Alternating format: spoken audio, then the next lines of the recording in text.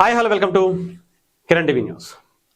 పవన్ కళ్యాణ్ గారు నిన్న అసెంబ్లీలో మాట్లాడినటువంటి స్పీచ్ దేశం మొత్తం కూడా ఒక్కసారిగా ప్రతి ఒక్క హిందువుని ప్రతి ఒక్క భారతీయుడిని కూడా గుండెలు తట్టి లేపి నిద్ర లేవండి అని చెప్పినట్టుగా అనిపించింది.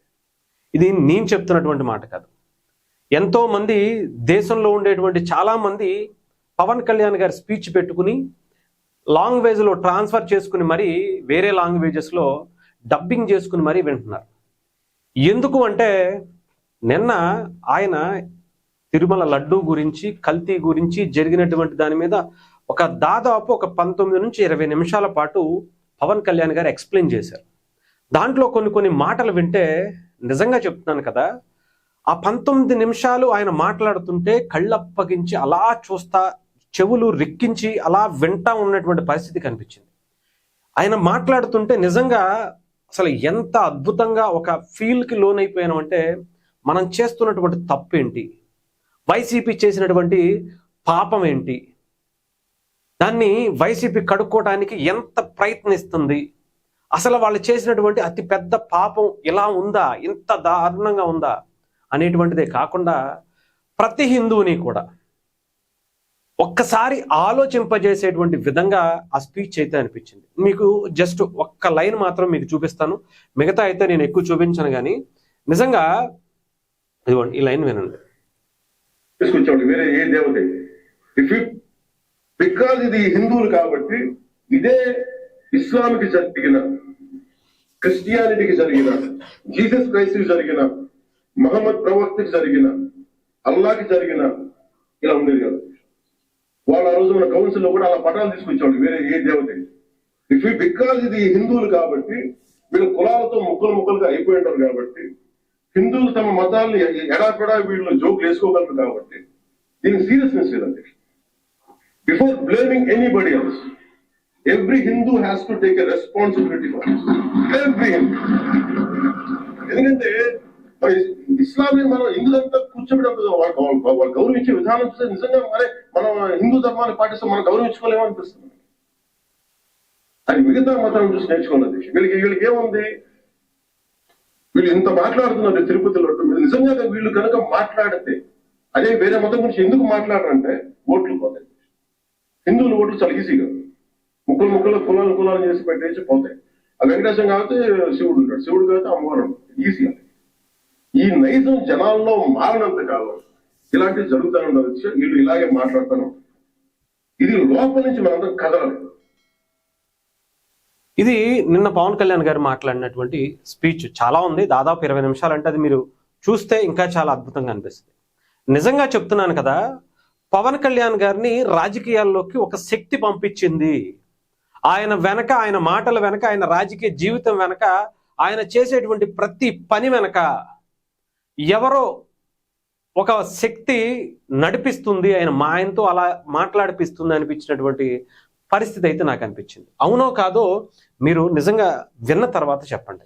ఎందుకు నేను మాట్లాడుతున్నానంటే ప్రతి హిందువు కూడా మన భారతదేశంలో మిగతా ప్రపంచంలో ఏ దేశానికి లేనటువంటి ఒక అద్భుతమైనటువంటిది వసుదైక కుటుంబం లాగా మనం హిందువుల్లో ఉండేటువంటి అన్ని అంటే కులాల వారిగా విభజించినా కూడా మనం కలిసే ఉంటాం. అలాగే క్రిస్టియానిటీని తీసుకుంటాం, అలాగే ముస్లిమ్స్ని ఇక్కడ హ్యాపీగా అందరూ కలిసి మనం బ్రతికేటువంటి పరిస్థితి ఉంటుంది.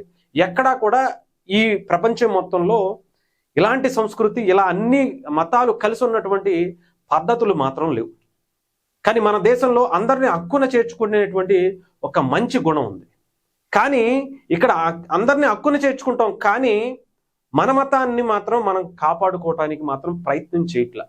కర్మ అనేటువంటి ఒక సిద్ధాంతం మీద పేరు పెట్టేసి వదిలేద్దాం, వాళ్ళ కర్మకు వాళ్లే పోతారులే, దేవుడు చూసుకుంటాడులే అని మాత్రం వదిలేస్తాం. ఆ లోకువ ప్రతి రాజకీయ నాయకుడికి, వైఎస్ఆర్సీపీ లాంటి ఒక పార్టీలకి, ఎవరైతే తిరుమల లడ్డూలో కల్తీ చేసినటువంటి వ్యక్తులకి, చాలా మందికి ఇది ఒక అలుసుగా ఆసరాగా ఉండిపోయింది. బయట భూములను దోచుకుంటున్నారు, నీటిని దోచుకుంటున్నారు, ఆకాశాన్ని గాలిని దోచుకుంటున్నారు, అన్ని దోచుకుంటున్నారు, పంచభూతాలని సైతం ఏదో ఒక రకంగా దోచుకునేటువంటి ప్రయత్నం చేస్తూనే ఉన్నారు. కానీ దేవుణ్ణి కూడానా, అది కూడా కలియుగ వెంకటేశ్వర స్వామి ఎంతో నిష్ఠతో చేసేటువంటి, మనం అక్కడికి వెళ్ళి ఆ దేవుణ్ణి దర్శించుకునేటువంటి కార్యక్రమం తర్వాత ఒక లడ్డు ఇస్తారు. ఆ లడ్డూని కూడా కల్తీ చేయాలని. అంటే ఇది హిందువుల మీద దాడి కాదా?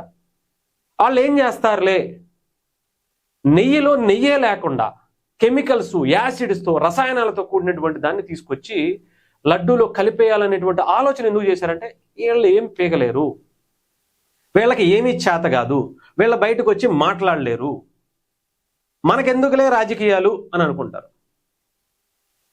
అసలు ఇక్కడ మన దేశంలో మన సంస్కృతి, మన సాంప్రదాయాల్ని, మన మతాన్నే మనం కాపాడుకోలేకపోతే మనం ఎందుకయ్యా అసలు బ్రతికి అనేదే పవన్ కళ్యాణ్ గారు ఒక సందేశాన్ని దేశానికి ఇచ్చినట్టుగా అనిపించింది.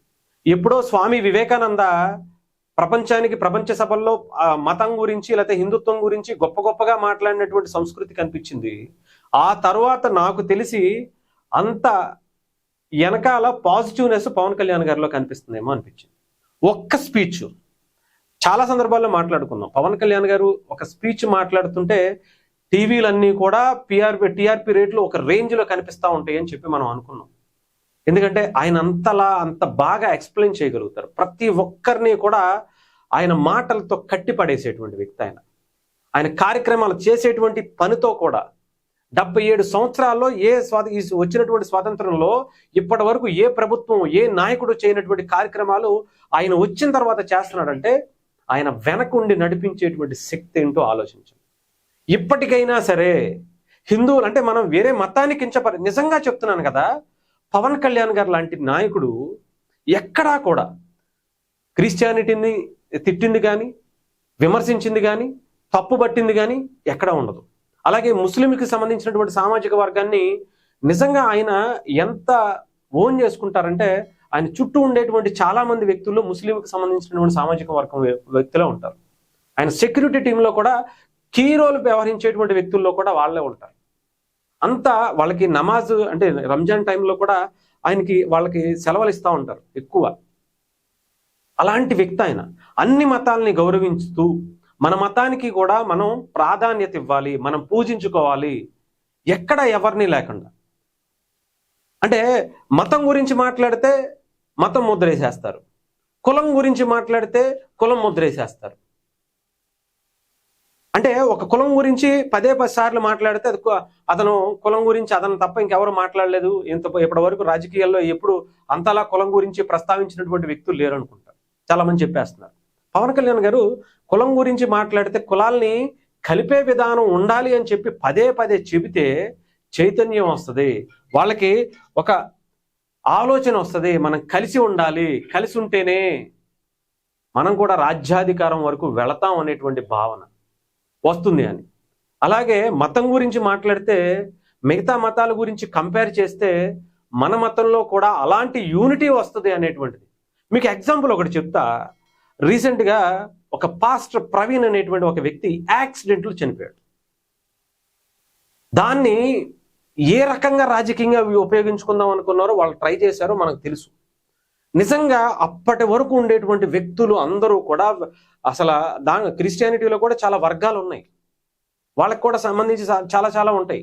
కానీ ఆ విషయం దగ్గరకు వచ్చేటప్పటికి అందరూ ఒకటైపోయారు, పెద్ద మీటింగులు పెట్టేశారు, పెద్ద ధర్నాలు, రాస్తారోకలు ఒక రేంజ్లో చేశారు. ఎందుకు అంటే వాళ్ళ జోలికి ఎవరూ రాకూడదు. అంత తక్కువ పాపులేషన్ ఉన్నటువంటి వాళ్ళే అంతలా యూనిటీగా ఉంటే అసలు ఎంత దేశం అంతా కూడా 100 కోట్ల హిందువులు ఉంటే మీరెందుకు యూనిటీగా ఉండలేకపోతున్నారు అనే దాన్ని పవన్ కళ్యాణ్ గారు ప్రశ్నించడమే కాదు, ప్రతి ఒక్కళ్ళని ఆలోచింపజేశారని చెప్పాలి. ఆ ఒక్క స్పీచ్తో దేశానికి నిజంగా చెప్తున్నాను కదా, ఒక గొప్ప నాయకుడిని గుర్తు చేశారని చెప్పాలి.